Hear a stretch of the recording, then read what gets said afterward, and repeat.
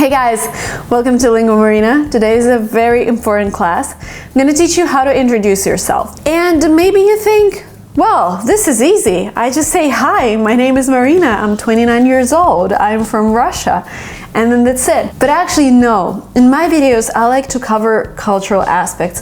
I like to cover the context. Like if you're reaching out to somebody on Instagram, you wouldn't do this. You wouldn't be like, hi, my name is Marina, I'm 29 years old. You would adapt your introduction to whatever is happening around you.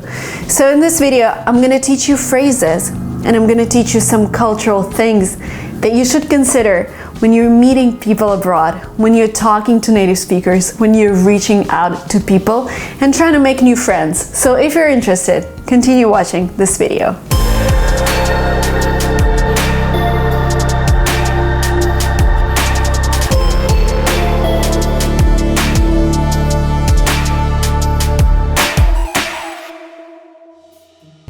My task for you right now is to take an exercise book, and when I'll be giving you phrases, I will want you to create at least 4 introductions of yourself.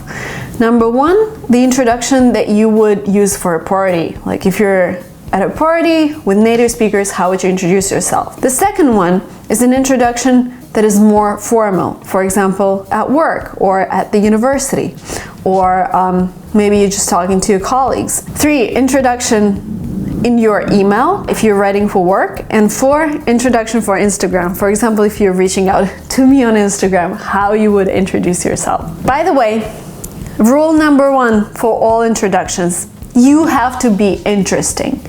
For example, you're at a party, everyone is having fun, music is loud, people are eating, they want to, dance, communicate. And what you do? You're like, hi, my name is Marina, I'm from Russia, I've been living in San Francisco since 2016, I run 3 channels, I have a company, and the person who's listening to you is already bored. He's like, oh my God, what is she doing? So always think about the context. Like if I'm at a party and I want to approach somebody, I'll be like, hey, my name is Marina, I'm a YouTuber, and I have over 1 million followers. And that's it. And the next thing I would do, I would ask that person something else. Because the whole purpose of introducing yourself is to start a conversation, not to make somebody super bored from the start. If we're talking about an email, you would not start your email like, hey, my name is Marina Mogilko. Because hello, Marina Mogilko is what your email says already. There is no need to waste somebody's time and reintroduce yourself. On the other hand, you can say, hey, this is Marina from this company. This is Marina, we met at a party yesterday. Like give them some context. No need to reintroduce yourself again. No need to mention your first name and last name if it's already in your email. That's enough. So again, now I'm gonna give you phrases and you're gonna write them down to your 4 different introductions. But please make sure you're always in the context. You always know what's happening. And by the way, if you learn those introductions by heart, it's gonna be really easy for you. I know sometimes at school, you have this big topic like introducing yourself or like my life, and it's always this big. No need to go that way. It should be small, it should be short, and it should be interesting and exciting. So when you're meeting somebody, the first thing you say is hello. Super formal, right? What is super formal? Hello, good evening, good morning, good afternoon. If you want to be more informal, you can say hey, hi, or what's up. This is all very informal. And then you're stating your name. Normally, we would say, I am Marina. You can also say, my name is Marina. But if it's informally, like, hey, I'm Marina, nice to meet you. If you are on the phone, you can say, hey, hello, this is Marina speaking. I would like to talk to John from marketing department. Or you can just say, hey, Marina speaking. Can I please talk to John? By the way, if you feel that you need more practice, if you feel that you need a boost to your English language skills, I'm very happy to say that Lingoda is supporting this video and has been supporting this channel for a while, and they're launching another sprint. In English, they used to call it marathon, but they have decided to start calling it sprint because, it's very intensive. It lasts for 3 months, but if you follow the schedule, you get up to 100% refund. I've already shared information about these marathons in my previous videos, and I'm getting a lot of comments from you guys thanking me for giving you this opportunity to practice your English, and many of you are practicing it for free. The sprint starts on January 7th, 2020 and lasts until April 5th, 2020. You have to participate in an agreed number of group classes each month to succeed. And it's 30 classes for super sprint and 15 classes for sprint. You can take only 1 class per day, every day. And by the way, you can join the sprint in English, German, Spanish, French, and business English. It doesn't matter what level you're at right now. There are courses for every single level, beginner, intermediate, advanced. You need to sign up for the sprint before December 19th, which sounds like a great New Year's resolution. There is a €49 deposit to secure your spot, and it will be taken off your first month of payment. And by the way, if you successfully complete the sprint, this €49 deposit will be returned to you. Over 20,000 students have already participated, so this is your chance to improve your English language skills. And by the way, because you're watching this video, please use my promo code SPRINT19 to get €10 off of your initial payment of that €49 deposit. If you want to hear more stories of other students about the sprint, check Lingoda's Instagram. Now let's continue to the class. So remember, at the beginning of this video, I told you that you should be interesting and you should be within the context.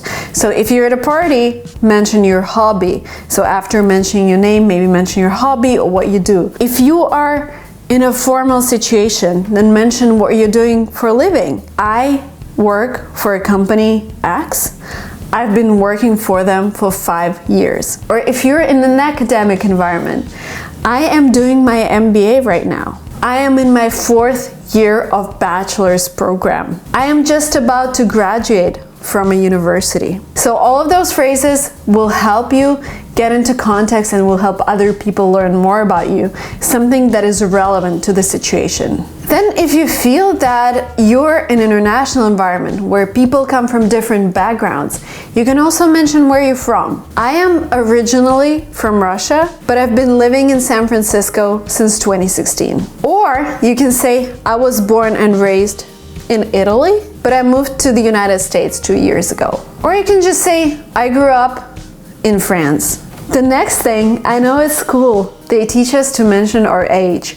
And sometimes you have these topics like a lot of information about you, and somewhere at the beginning you say, I'm 20 years old or I'm 25 years old. In Western cultures, we don't really talk about age like that.